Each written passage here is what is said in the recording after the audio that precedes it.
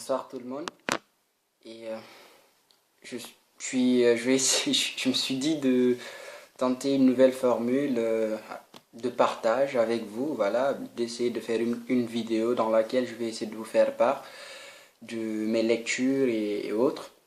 Et pour cette première vidéo, je vais partager avec vous ma lecture d'une partie du projet de réforme du Code civil guinéen. Et je l'ai lu, pas entièrement, mais une partie.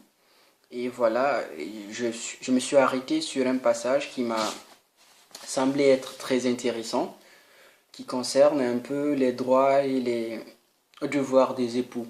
Voilà, parce que la question revient souvent et parce que tout le temps, je discute avec mes amis quand on discute sur la place de la femme dans la société guinéenne. On trouve que celle-ci, à travers nos textes et nos coutumes, elle n'est pas reconnue à sa juste valeur. Et donc, je me suis dit de m'attarder sur cette question de droits et de devoirs des époux. Et aussi, voilà, à travers ce projet de réforme, de parler avec vous surtout de la question de la gestion de la famille et comment ça se passe dans ce projet, en jetant quelquefois des clins d'œil sur ce qui est prévu dans l'actuel code, et aussi de vous parler de la dissolution du mariage, parce qu'il faut noter qu'en Guinée, de façon générale, qu'il s'agisse des mariages célébrés au niveau de la mairie ou des mariages célébrés de façon traditionnelle, la question du divorce, elle est assez sensible, et donc on va essayer de revenir sur cette question de dissolution du mariage. Pour commencer, j'espère que vous allez prendre votre temps pour écouter et me lire parce que je pense que je serai assez long, mais pas trop. Et voilà, dans cette vidéo, on va essayer de parler de la question, comme je l'avais dit, des droits et devoirs des époux. Et ce projet, il veut franchement essayer d'imposer une nouvelle dynamique, une nouvelle formule, voilà. C'est-à-dire, elle veut faire que la famille guinéenne tende vers une nouvelle formule dans laquelle il y aura une certaine harmonie entre les membres de la famille, c'est-à-dire les époux, hein, et également aussi les enfants. Mais là, on va s'intéresser plutôt sur le cas des époux. Pour commencer, je vais faire la lecture de l'article 287, voilà, qui dit que les époux se doivent mutuellement fidélité, secours et assistance. J'ai beaucoup apprécié la formule utilisée pour l'écriture de cet article et qui parle surtout d'un caractère qui est assez nouveau dans notre paysage juridique d'un point de vue de la famille, qui est le caractère mutuel dans la gestion de la famille et dans l'assistance de la famille. Si dans le code actuel, la gestion de la famille elle est presque tournée vers une posture d'inégalité où il y a un homme qui est presque avec des pouvoirs presque absolus et une femme soumise, cette formule vise à résoudre ce problème et à créer une nouvelle dynamique visant à équilibrer les relations. Donc ici, nous voyons que là, les décisions seront prises de façon mutuelle, consensuelle, synallagmatique, voilà, c'est le mot. Donc il n'y aura plus de prise de décision d'un époux de façon unilatérale, sera plutôt de façon consensuelle.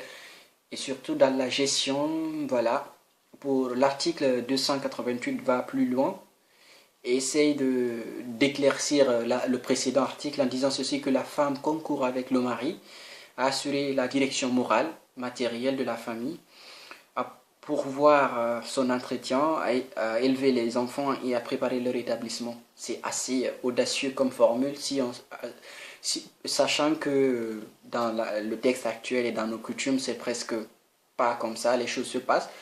Donc cette formule dit ici que la femme concourt avec le mari à assurer la direction morale. Ce qui veut dire ici que maintenant, la femme intervient, elle intervient dans la prise de décision.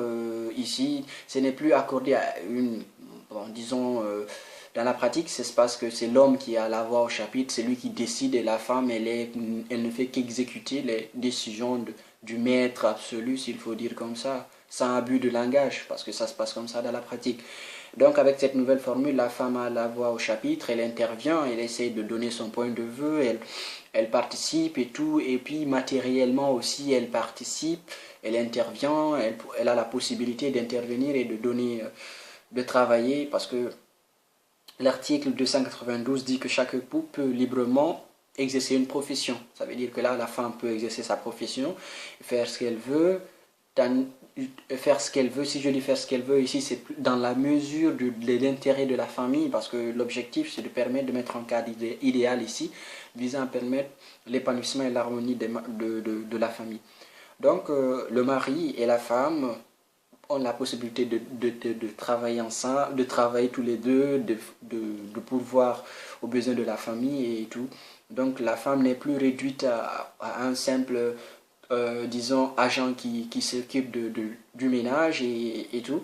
Et l'homme n'est plus obligé de s'occuper à lui seul, de pourvoir aux besoins de la famille et quelque chose qui est assez encourageant parce que là, ça permet de mettre une dynamique visant à permettre aux deux époux de bien s'entendre, de bien travailler à deux, d'avoir ce rôle de complémentarité, voilà, et de permettre ici à chaque membre, à chaque époux de vivre ses rêves, de monter des projets et de s'épanouir.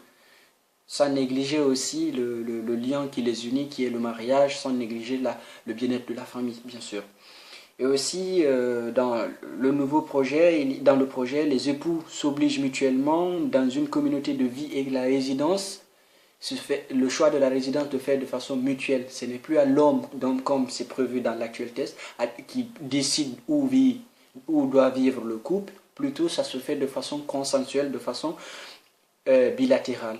Donc, c'est une avancée considérable. C'est assez... Peut-être on peut dire ici, on peut être appelé à dire que c'est pas trop, mais c'est assez considérable si on voit les choses.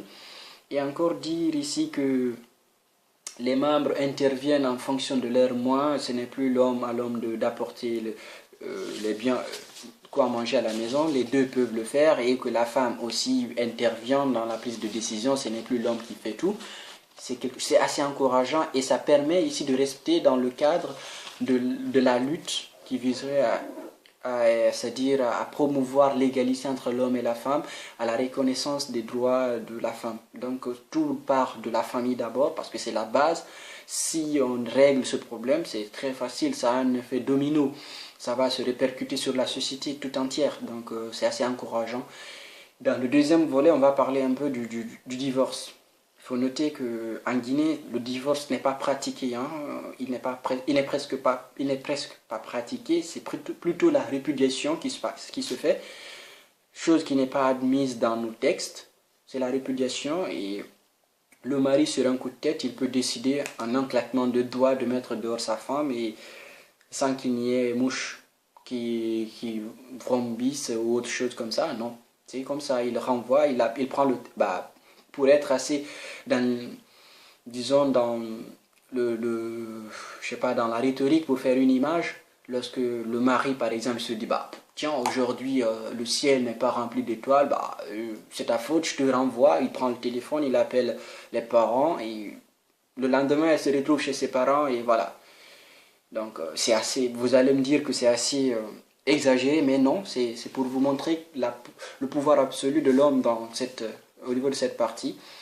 Donc, sachant que le divorce est en quelque sorte un suicide social, oui, c'est un suicide social. Une femme divorcée, elle est considérée comme un paria par la société, par sa famille en premier lieu. On dit que la faute lui revient et elle est obligée de vivre dans l'ombre. Elle est obligée de se cacher, de ne plus s'épanouir. Donc, ça pousse certains même à se suicider, à dépérir, à rentrer dans une dépression, à tomber malade et tout. Donc, sachant tous les effets qu'entraîne un divorce, il y a lieu vraiment de s'intéresser sur la façon dont celui-ci se passe, tout en essayant de mettre de côté la répudiation, quelque chose que moi que je ne partage pas, parce que ça se pratique de façon très mal et abusive. Donc, dans le projet, le projet reprend un peu ce que dit l'ancien code sur les causes du divorce, qui sont la mort de l'un des deux époux, et la cause de dissolution du mariage plutôt, qui est la mort de l'un des deux époux, et le divorce. La nouveauté revient au niveau du divorce avec le nouveau projet, avec le projet. Le divorce peut être prononcé soit de façon consensuelle, par consentement mutuel, en cas de rupture de la vie commune et pour faute grave, pour faute. Voilà. Au niveau du consentement mutuel, il faut préciser qu'il y a deux aspects ici. D'abord, un consentement mutuel. Les deux époux sont d'accord, ils se présentent devant le juge, il n'y a presque pas de problème à ce niveau. Ils suivent la procédure et le divorce est prononcé d'après les règles mises en place à cet effet. Il y a un autre volet qui consiste ici à dire ici que l'un des deux époux a la possibilité de demander le divorce. Si dans l'actuel code, on dit que c'est le mari qui a la possibilité de demander le divorce, dans le code, le projet change cette formule et dit que c'est l'un des deux époux a la possibilité de le faire. Donc là maintenant, ça donne le droit à la femme de demander le divorce si elle ne se sent pas dans un environnement assez qui lui plaît et autres. Donc c'est légitime, elle a le droit légitime de demander le divorce. Et donc le mari n'a plus cette exclusivité, s'il faut dire comme ça. Donc après, il y a un cas de rupture de vie commune, voilà, donc tous, vous savez, les mariés le savent mieux, donc ça aussi, ça peut entraîner le divorce, et pour faute aussi également, adultère et autres, là, parce que si on revient à ce qu'a dit l'article 287, se doivent mutuellement fidélité, donc ça veut dire que si l'un des deux rend ce devoir, ça peut entraîner le divorce, bien sûr, après avoir suivi une procédure de conciliation et tout. Donc il faut noter ici qu'il y a des avancées considérables dans le cadre de cette réforme-là. Et lorsque celle-ci va être mise en place et qu'on participe ensemble à vulgariser ces textes, parce que là, le problème, c'est que les textes sont là, même les anciens textes qui sont là, ils sont là, mais ils ne sont pas appliqués. Les gens se tournent plutôt à la coutume, à la religion, et ils semblent vraiment comprendre ces coutumes, ces pratiques. Et il y a un abus, il y a une puissance, disons, presque absolue de l'homme qui est le mal dominant, s'il faut dire comme ça. Et la femme, elle est réduite à l'état d'esclave. Hein. Je pèse mes mots. Le foyer est une prison pour la femme actuelle, à l'état actuel des choses. Elle n'a pas la voix au chapitre, l'homme détient tout le pouvoir, a un pouvoir discrétionnaire, il décide de tout, et la femme, elle est là pour obéir et appliquer, et c'est qu'elle est réduite à un rôle c'est-à-dire de procréer, de donner des enfants et d'entretenir la famille, et tout, ça s'arrête là. Et le reste, il n'y a rien à voir. Donc comment voulez-vous changer une société si à la base, dans la famille qui est la cellule de base de toute société, elle est mal régie, elle est mal structurée? C'est un travail perdu d'avance. Il faut essayer de mettre en place ici un cadre idéal dans lequel tous les membres peuvent s'épanouir, et ensuite penser à permettre maintenant, à penser à reproduire cela dans la société. Si les enfants grandissent dans un environnement d'amour où les parents se respectent mutuellement, où tout le monde décide de façon bilatérale, c'est quelque chose qui va se reproduire dans la société. Donc les enfants vont apprendre à vivre comme ça et à grandir dans cet environnement. Ils vont reproduire les mêmes choses lorsque eux aussi vont décider de former leur famille.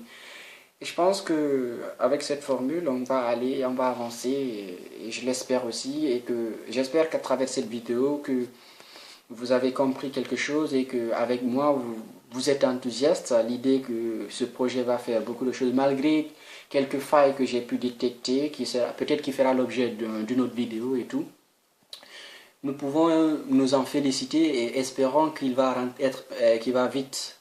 On va corriger les lacunes et autres et le mettre en place ici et le vulgariser dans le but de créer une famille guinéenne 2.0 dans laquelle tous les membres s'épanouissent, ils sont égaux et bénéficient d'une protection pouvant leur permettre de s'épanouir et c'est-à-dire de relever les défis que peuvent donner la société avec les meilleures armes possibles.